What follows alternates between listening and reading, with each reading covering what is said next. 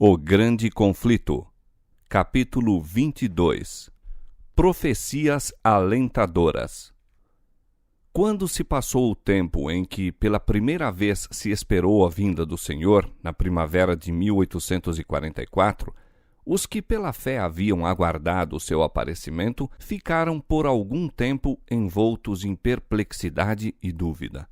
Embora o mundo os considerasse inteiramente derrotados e julgasse provado que tivessem seguido uma ilusão, sua fonte de consolo era ainda a palavra de Deus. Muitos continuaram a investigar as Escrituras, examinando de novo as provas de sua fé e estudando cuidadosamente as profecias para obterem mais luz. O testemunho da Bíblia em apoio de sua atitude parecia claro e concludente. Sinais que não poderiam ser mal compreendidos apontavam para a vinda de Cristo como estando próxima. A bênção especial do Senhor, tanto na conversão de pecadores como no avivamento da vida espiritual entre os cristãos, havia testificado que a mensagem era do céu. E, posto que os crentes não pudessem explicar o desapontamento, sentiam-se seguros de que Deus os guiara na experiência por que haviam passado. Entretecida com as profecias que tinham considerado como tendo aplicação ao tempo do segundo advento, havia instrução especialmente adaptada ao seu estado de incerteza e indecisão e que os animava a esperar pacientemente na fé, segundo a qual o que então lhes era obscuro à inteligência se faria claro no tempo devido. Entre estas profecias estava a de Abacuque, capítulo 2, versículo 1 a 4. Sobre a minha guarda estarei, e sobre a fortaleza me apresentarei e vigiarei, para ver o que fala comigo e o que eu responderei quando eu for arguido. Então o Senhor me respondeu e disse: Escreve a visão, e torna-a bem legível sobre tábuas, para que a possa ler o que correndo passa. Porque a visão é para o tempo determinado, e até o fim falará, e não mentirá. Se tardar, espera-o, porque certamente virá, não tardará. E eis que a sua alma se incha, não é reta nele, mas o justo, pela sua fé, viverá. Já em 1842, a ordem dada nesta profecia de escrever a visão e torná-la bem legível sobre tábuas, a fim de que pudesse ler o que correndo passasse, havia sugerido a Carlos Fitch a preparação de um mapa profético a fim de ilustrar as visões de Daniel e do Apocalipse. A publicação deste mapa foi considerada como cumprimento da ordem dada por Abacuque. Todavia, ninguém naquele tempo notou que uma visível demora no cumprimento da visão, um tempo de tardança, é apresentada na mesma profecia. Depois do desapontamento, pareceu muito significativa esta passagem. A visão é ainda para o tempo determinado, e até o fim falará, e não mentirá. Se tardar, espera-o, porque certamente virá, não tardará. O justo, pela sua fé, viverá. Foi também fonte de encorajamento e conforto aos crentes uma parte da profecia de Ezequiel. E veio ainda a mim a palavra do Senhor, dizendo: Filho do homem, que ditado é este que vós tendes na terra de Israel, dizendo: Prolongar-se-ão os dias e perecerá toda a visão? Portanto, dize-lhes: Assim diz o Senhor Jeová: Chegaram os dias e a palavra de toda a visão. Falarei, e a palavra que eu falar se cumprirá. Não será diferida. Os da casa de Israel dizem: A visão que este vê é para muitos dias, e profetiza de tempos que estão longe. Portanto, dize-lhes: Assim diz o Senhor Jeová: Não será mais diferida nenhuma das minhas palavras, e a palavra que falei se cumprirá. Ezequiel capítulo 12, versos 21 a 25, 27 e 28. Os que esperavam se regozijaram, crendo que aquele que conhece o fim desde o princípio havia olhado através dos séculos e, prevendo-lhes o desapontamento, lhes dera palavras de animação e esperança. Não fossem essas porções das Escrituras advertindo-os a esperar com paciência e a conservar firme a confiança na palavra de Deus, sua fé teria fracassado naquela hora de prova. A parábola das 10 virgens, de Mateus capítulo 25, ilustra também a experiência do povo adventista. Em Mateus capítulo 24, em resposta à pergunta dos discípulos relativa aos sinais de sua vinda e do fim do mundo, Cristo indicara alguns dos acontecimentos mais importantes da história do mundo e da Igreja, desde o seu primeiro advento até o segundo, a saber, a destruição de Jerusalém, a grande tribulação da Igreja sob a perseguição pagã e papal, o escurecimento do sol e da lua e a queda das estrelas. Depois disto, falou a respeito de sua vinda em seu reino e expôs a parábola que descreve as duas classes de servos que lhe aguardam o aparecimento. O capítulo 25 inicia-se com estas palavras: Então o reino dos céus será semelhante a 10 virgens. Aqui se faz referência à igreja que vive nos últimos dias, a mesma que é indicada no fim do capítulo 24. Sua experiência é ilustrada nessa parábola pelas cenas de um casamento oriental. Então o reino do céu será semelhante a 10 virgens que, tomando as suas lâmpadas, saíram ao encontro do esposo. E 5 delas eram prudentes, e 5 loucas. As loucas, tomando as lâmpadas, não levaram azeite consigo, mas as prudentes levaram azeite em suas vasilhas com as lâmpadas. E tardando o esposo, tosquenejaram todas e adormeceram. Mas à meia-noite ouviu-se um clamor: Aí vem o esposo, saí-lhe ao encontro. A vinda de Cristo, como era anunciada pela mensagem do primeiro anjo, entendia-se ser representada pela vinda do esposo.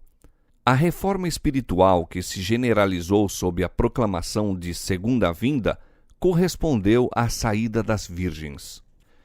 Nesta parábola, como na de Mateus 24, 2 classes são representadas. Todas haviam tomado suas lâmpadas, a Bíblia, e mediante sua luz saíram para encontrar o esposo. Mas, enquanto as loucas, tomando as suas lâmpadas, não levaram azeite consigo, as prudentes levaram azeite em suas vasilhas com as suas lâmpadas. A última classe tinha recebido a graça de Deus e o poder do Espírito Santo, que regenera e alumia, tornando a palavra divina uma lâmpada para os pés e luz para o caminho. No temor de Deus, estudaram as Escrituras para aprenderem a verdade e fervorosamente buscaram a pureza de coração e de vida. Possuíam uma experiência pessoal, fé em Deus e em sua palavra, que não poderiam ser derrotadas pelo desapontamento e demora. Outras, tomando as suas lâmpadas, não levaram azeite consigo. Haviam se movido por um impulso de momento. Seus temores foram excitados pela mensagem solene, mas haviam dependido da fé que possuíam seus irmãos, estando satisfeitos com a luz vacilante das boas emoções, sem terem compreensão perfeita da verdade, nem experimentarem uma genuína operação da graça no coração. Tinham saído para encontrar-se com o Senhor, cheios de esperanças, com a perspectiva de imediata recompensa, mas não estavam preparados para a demora e desapontamento. Quando vieram as provações, faltou-lhes a fé, e sua luz se tornou bruxuleante. E tardando o esposo, tosquenejaram todas e adormeceram. Pela tardança do esposo, é representada a passagem do tempo em que o Senhor era esperado, o desapontamento e a aparente demora. Neste tempo de incerteza, o interesse dos que eram superficiais e não de todos sinceros começou logo a vacilar, arrefecendo seus esforços. Mas aqueles cuja fé se baseava no conhecimento pessoal da Escritura Sagrada tinham sob os pés uma rocha que as ondas do desapontamento não poderiam derruir. Tosquenejaram todas e adormeceram, uma classe na indiferença e abandono de sua fé, outra esperando pacientemente até que mais clara luz fosse proporcionada. Todavia, na noite de prova, a última pareceu perder, até certo ponto, o zelo e devoção. Os que eram medianamente dedicados e superficiais não mais puderam apoiar-se à fé dos seus irmãos. Cada qual tinha de, por si mesmo, ficar em pé ou cair. Por este tempo, começou a aparecer o fanatismo. Alguns que haviam professado ser zelosos crentes na mensagem rejeitaram a palavra de Deus como o único guia infalível e, pretendendo ser guiados pelo Espírito, entregaram-se ao governo de seus próprios sentimentos, impressões e imaginação. Alguns houve que manifestaram um zelo cego e fanático, condenando a todos os que não lhes sancionassem o proceder. Suas ideias e atos fanáticos não encontraram simpatia da grande corporação dos adventistas. Serviram, no entanto, para acarretar o opróbrio à causa da verdade. Satanás, por esse meio, estava procurando opor-se à obra de Deus e destruí-la. O povo tinha sido grandemente abalado pela obra do advento. Haviam-se-lhe convertido milhares de pecadores e homens fiéis dedicavam-se à tarefa de proclamar a verdade, mesmo no tempo de tardança. O príncipe do mal perdia seus súditos e, no intuito de acarretar a ignomínia à causa de Deus, procurou enganar alguns que professavam a fé, levando-os a extremos. Seus agentes estavam alerta para apanhar todo erro, falta e ato indecoroso e apresentá-los ao povo exageradamente, a fim de tornar odiosos os adventistas e sua fé. Assim, quanto maior fosse o número dos que ajuntasse para professar fé no segundo advento, possuindo-lhes, ao mesmo tempo, o coração, tanto maior vantagem alcançaria e chamava para eles a atenção como representantes de todo o corpo de crentes. Satanás é o acusador de nossos irmãos, e é o seu espírito que inspira os homens a espreitar os erros e defeitos do povo do Senhor, conservando-o sob observação enquanto deixa ignoradas suas boas ações. Ele está sempre em atividade quando Deus opera pela salvação das almas. Quando os filhos de Deus se apresentam perante o Senhor, Satanás vai também entre eles. Em todo avivamento está ele pronto para introduzir os de coração não santificado e desequilibrados de espírito. Quando estes aceitam alguns pontos da verdade e adquirem um lugar entre os crentes, opera por meio deles a fim de introduzir teorias que enganarão os incautos. Não se prova que qualquer homem seja cristão verdadeiro por encontrar-se em companhia dos filhos de Deus, mesmo na casa de culto e à mesa do Senhor. Satanás frequentemente ali se acha, nas ocasiões mais solenes, sob a forma daqueles que pode usar como agentes. O príncipe do mal disputa cada polegada de terreno em que o povo de Deus avança em sua jornada rumo à cidade celestial. Nenhuma reforma, em toda a história da Igreja, foi levada avante sem encontrar sérios obstáculos. Assim foi no tempo de Paulo.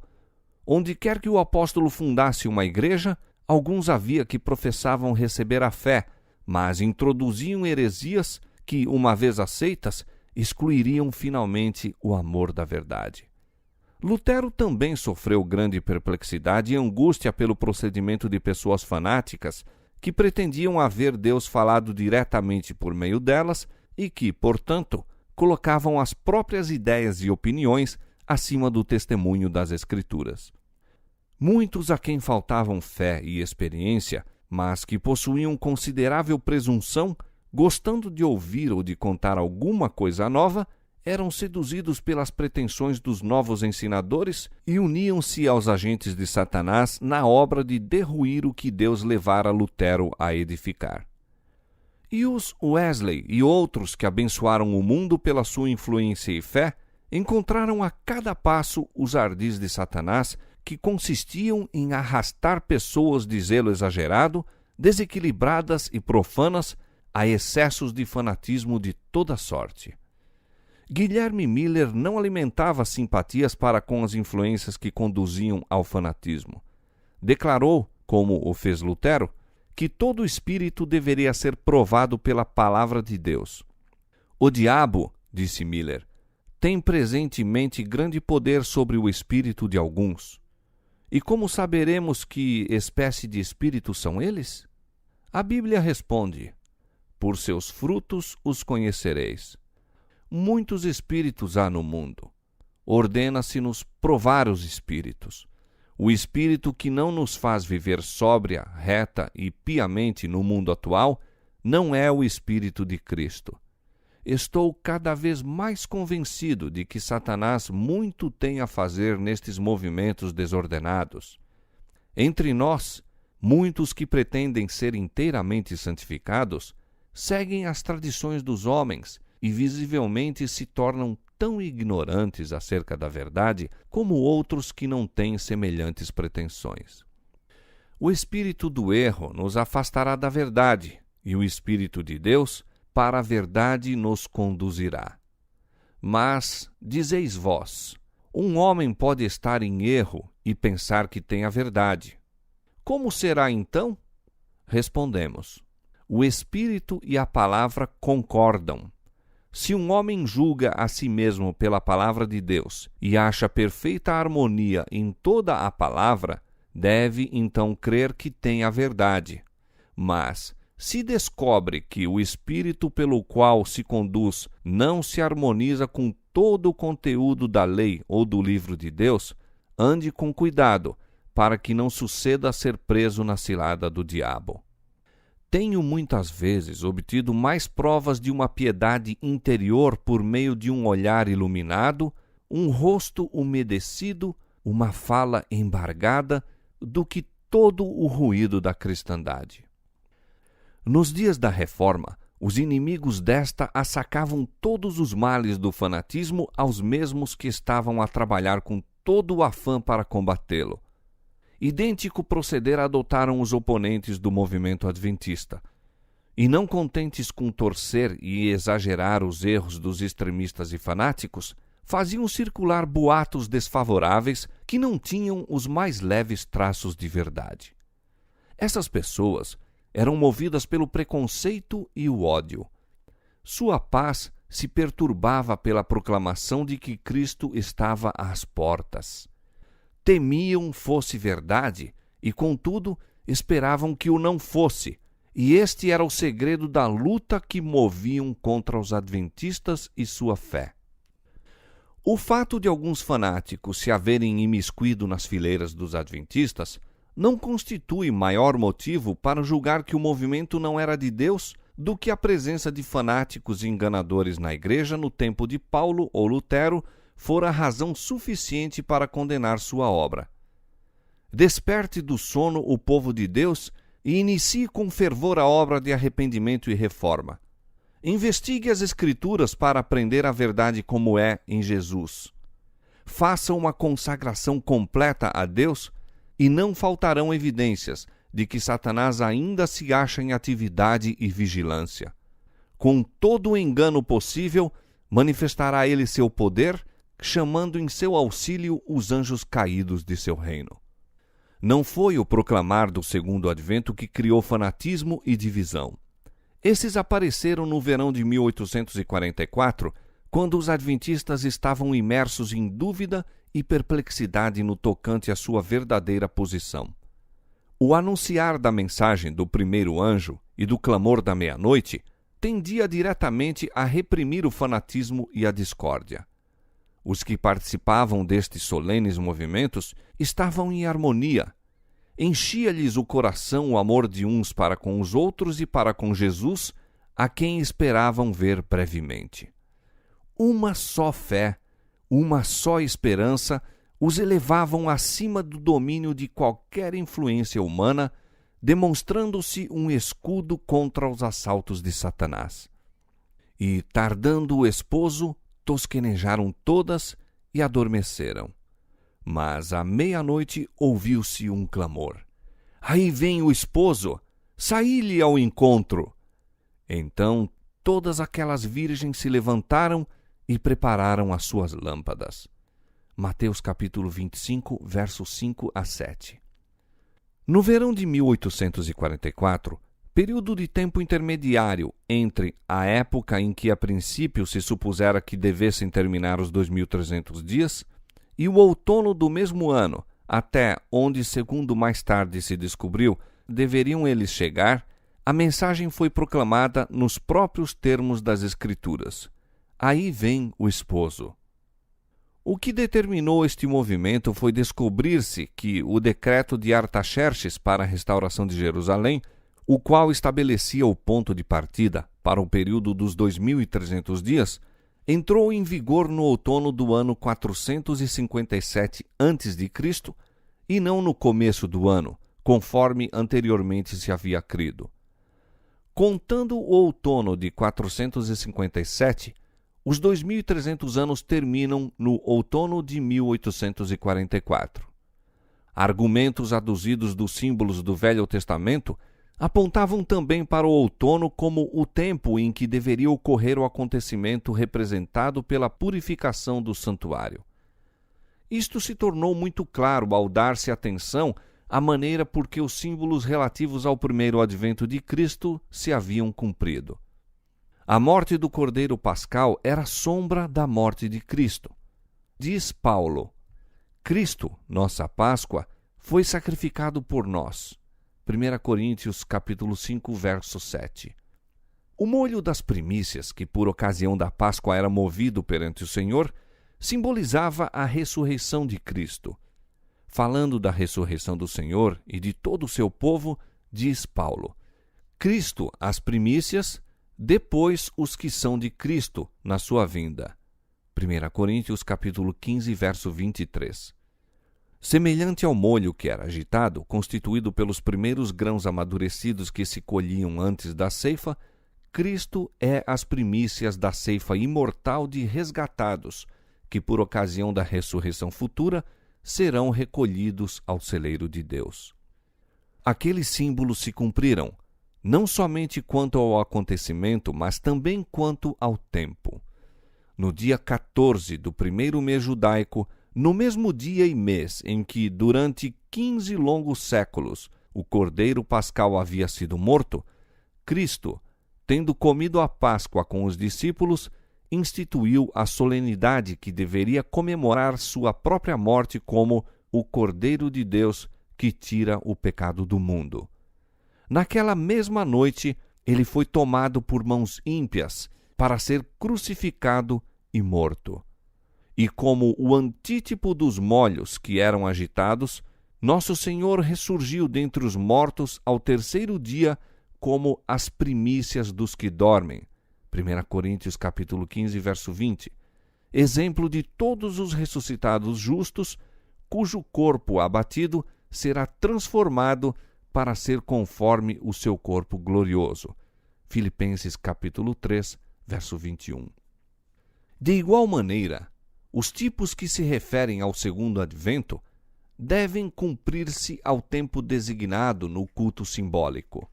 No cerimonial mosaico, a purificação do santuário, ou o grande dia da expiação, ocorria no 10º dia do 7º mês judaico, Levítico capítulo 16, versos 29 a 34, dia em que o sumo sacerdote, tendo feito expiação por todo Israel, e assim removido seus pecados do santuário, saía e abençoava o povo.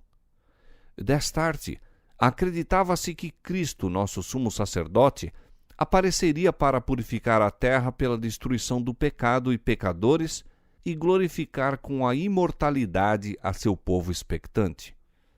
O 10º dia do 7º mês, o grande dia da expiação, tempo da purificação do santuário, que no ano 1844 caía no dia 22 de outubro, foi considerado como o tempo da vinda do Senhor. Isto estava de acordo com as provas já apresentadas de que os 2.300 dias terminariam no outono e a conclusão parecia irresistível. Na parábola de Mateus, capítulo 25, o tempo de espera e sono é seguido pela vinda do esposo. Isto concordava com os argumentos que acabam de ser apresentados, tanto da profecia como dos símbolos. produziram profunda convicção quanto à sua veracidade, e o clamor da meia-noite foi proclamado por milhares de crentes. Semelhante à vaga da maré, o movimento alastrou-se pelo país. Foi de cidade em cidade, de aldeia em aldeia, e para os lugares distantes, no interior, até que o expectante povo de Deus ficou completamente desperto. Desapareceu o fanatismo ante essa proclamação, como a geada matutina perante o sol a erguer-se. Viram os crentes suas dúvidas e perplexidades removidas e a esperança e coragem animar-lhes o coração. A obra estava livre dos exageros que sempre se manifestam quando há arrebatamento humano sem a influência moderadora da palavra e do Espírito de Deus. Assemelhava-se no caráter aos períodos de humilhação e regresso ao Senhor que, entre o antigo Israel, se seguiam à mensagem de advertência por parte de seus servos. Teve as características que distinguem a obra de Deus em todas as épocas. Houve pouca alegria arrebatadora, porém, mais profundo exame de coração, confissão de pecados e abandono do mundo. O preparo para encontrar o Senhor era a grave preocupação do espírito em agonia. Havia perseverante oração e consagração a Deus sem reservas. Dizia Miller, ao descrever aquela obra: nenhuma grande expressão de alegria existe. Esta se acha, por assim dizer, reservada para uma ocasião futura em que todo o céu e a terra se regozijarão juntamente com um indizível gozo cheio de alegria. Não há aclamações. Estas também estão reservadas para as aclamações do céu. Os cantores estão em silêncio. Esperam para se unir às hostes angélicas, o coro celestial. Não há divergência de sentimentos. Todos são de um mesmo coração e espírito. Outro participante do movimento testificou: produziu por toda parte o mais profundo exame de coração e humilhação da alma perante o Deus dos céus. Resultou em desapego das coisas deste mundo, afastamento de controvérsias e animosidades, confissão de faltas, em contrição perante Deus e súplicas de coração arrependido e quebrantado, para que o Senhor lhes perdoasse e os aceitasse. Causou humilhação pessoal e contrição da alma, tais como nunca dantes testemunhamos. Conforme Deus ordenara por meio de Joel, para quando o grande dia do Senhor estivesse próximo, produziu o rasgar de corações e não do vestuário, a conversão ao Senhor em jejum, pranto e lamentações. Conforme dissera Deus por Zacarias, sobre os seus filhos foi derramado um espírito de graça e súplica. Eles olharam para aquele a quem haviam ferido, houve grande pranto na terra, e os que esperavam pelo Senhor afligiram a alma perante ele. De todos os grandes movimentos religiosos desde os dias dos apóstolos, nenhum foi mais livre de imperfeições humanas e dos enganos de Satanás do que o do outono de 1844.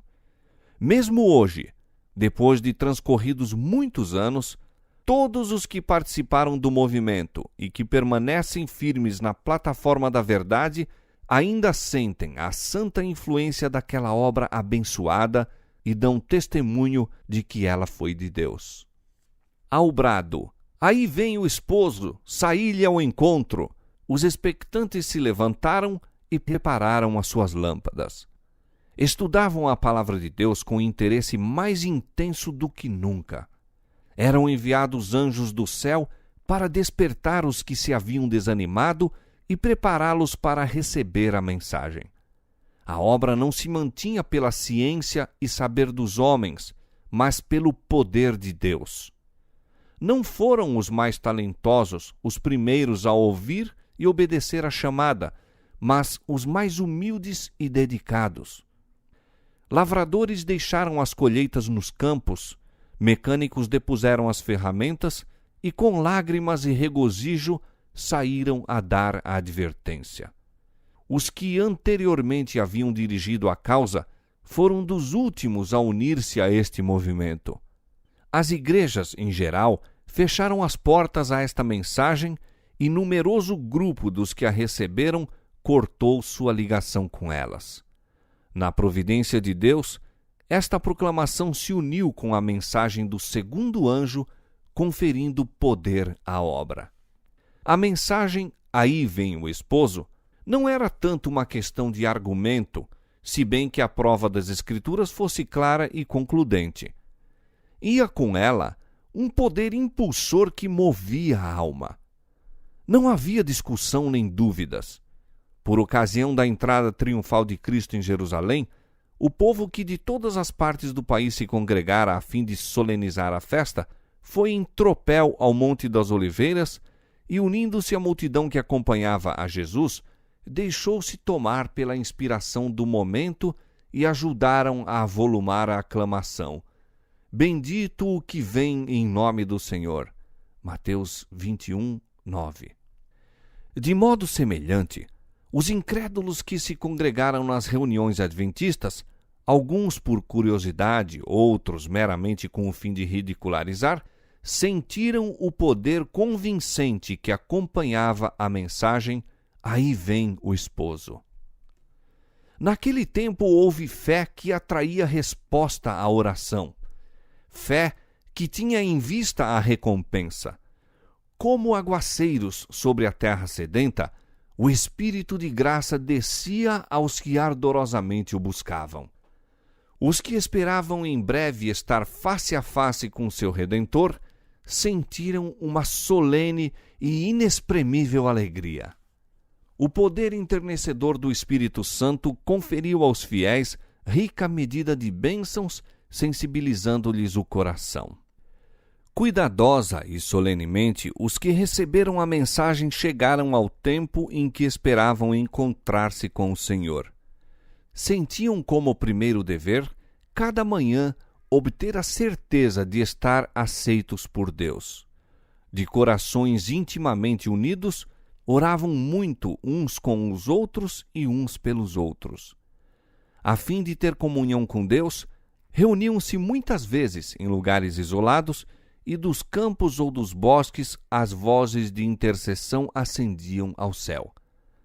A certeza da aprovação do Salvador era-lhes mais indispensável do que o pão cotidiano. E se alguma nuvem lhes toldava o espírito, não descansavam enquanto não fosse dissipada. Sentindo o testemunho da graça perdoadora, almejavam contemplar aquele que de sua alma era amado. Mas, de novo, estavam destinados ao desapontamento. O tempo de expectação passou e o Salvador não apareceu. Com inabalável confiança tinham aguardado sua vinda e agora experimentavam o mesmo sentimento de Maria quando, indo ao túmulo do Salvador e encontrando-o vazio, exclamou em pranto: "Levaram o meu Senhor e não sei onde o puseram." João 20, 13. Um sentimento de terror, o receio de que a mensagem pudesse ser verdadeira, servira algum tempo de restrição ao mundo incrédulo. Passado o que foi o tempo, esse sentimento não desapareceu de pronto. A princípio não ousaram exultar sobre os que foram decepcionados, mas, como sinais nenhuns da ira de Deus se vissem, perderam os temores e reencetaram a exprobração e o ridículo. Numerosa classe que tinha professado crer na próxima vinda do Senhor renunciou à fé. Alguns que se sentiam muito confiantes ficaram tão profundamente feridos em seu orgulho que pareciam estar a fugir do mundo. Como outrora Jonas, queixavam-se de Deus e preferiam a morte à vida. Os que haviam baseado sua fé nas opiniões de outrem e não na palavra de Deus, achavam-se agora novamente prontos para mudar de ideias.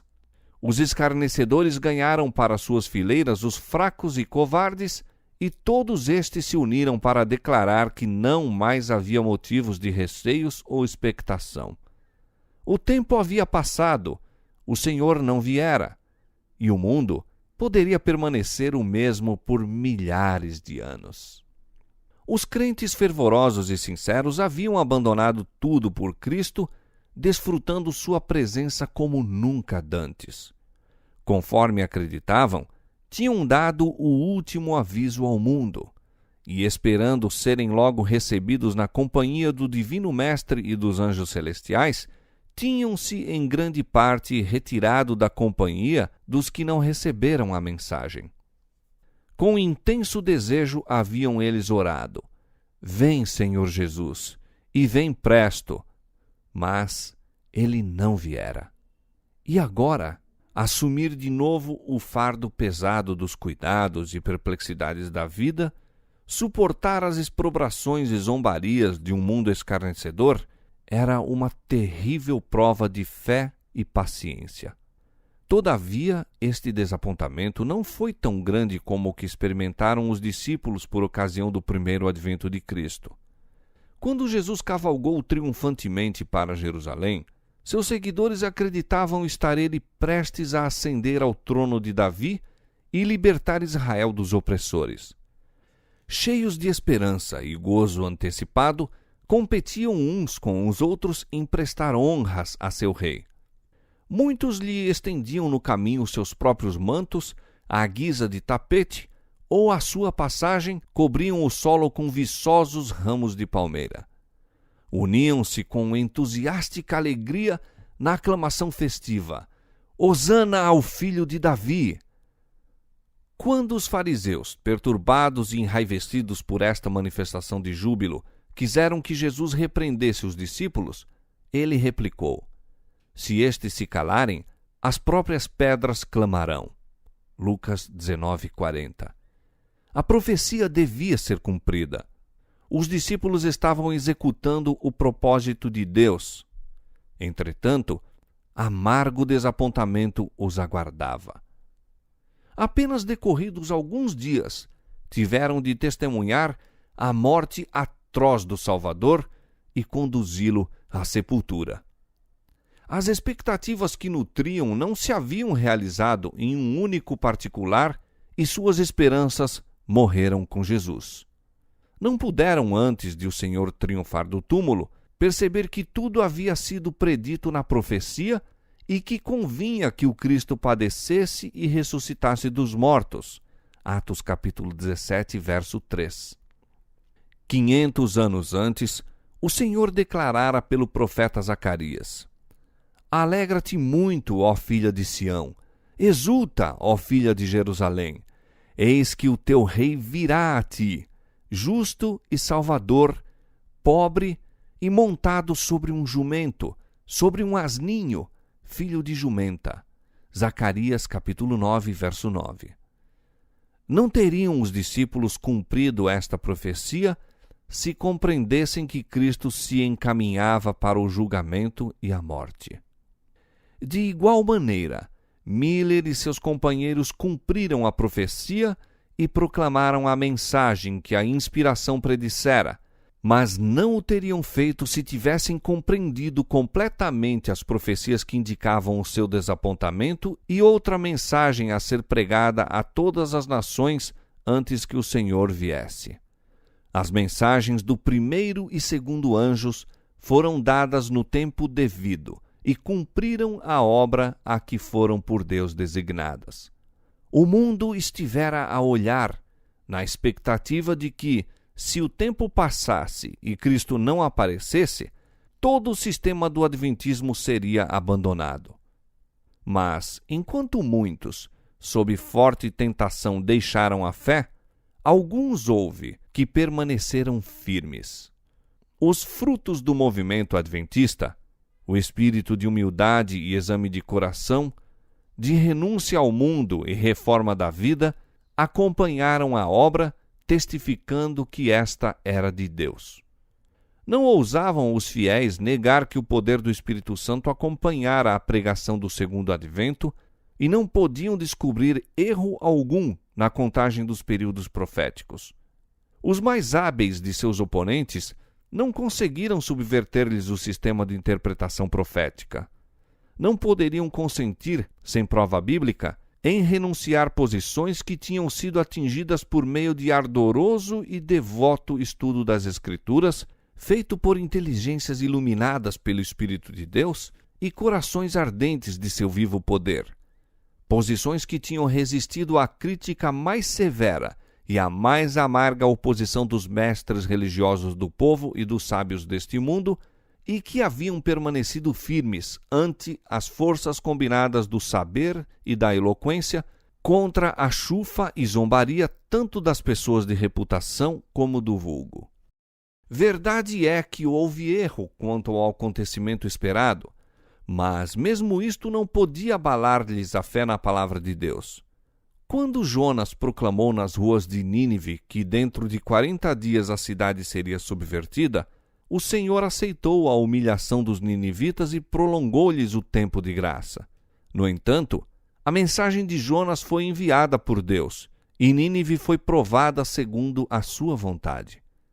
Acreditaram os adventistas que, de modo semelhante, Deus o levara a dar a advertência do juízo. O aviso, diziam eles, provou o coração de todos os que o ouviram, despertando interesse pelo aparecimento do Senhor, ou suscitou, para com a sua vinda, ódio mais ou menos perceptível, porém conhecido por Deus. Traçou uma linha divisória, de modo que os que examinassem seu próprio coração soubessem de que lado teriam sido encontrados se então o Senhor tivesse vindo. Se teriam exclamado: "Eis que este é o nosso Deus a quem aguardávamos, e ele nos salvará", ou se teriam pedido às rochas e montanhas que caíssem sobre eles, a fim de os ocultar da face daquele que se assenta sobre o trono e da ira do Cordeiro. Assim Deus, como cremos, experimentou seu povo, pôs-lhe à prova a fé e viu se na hora da angústia recuaria da posição em que houvera por bem colocá-lo e se abandonaria este mundo, depositando implícita confiança na palavra de Deus. O sentir dos que ainda criam que Deus os havia guiado em sua experiência exprime-se nestas palavras de Guilherme Miller: "Tivesse eu de viver de novo a minha vida, com a mesma evidência que tive então de ser sincero para com Deus e o homem, eu teria de agir como agi. Espero ter limpado minhas vestes do sangue das almas. Sinto que, tanto quanto estava em meu poder, me livrei de toda a culpa em sua condenação. Posto que tenha sido 2 vezes desapontado", escreveu este homem de Deus, "ainda não estou abatido nem desanimado.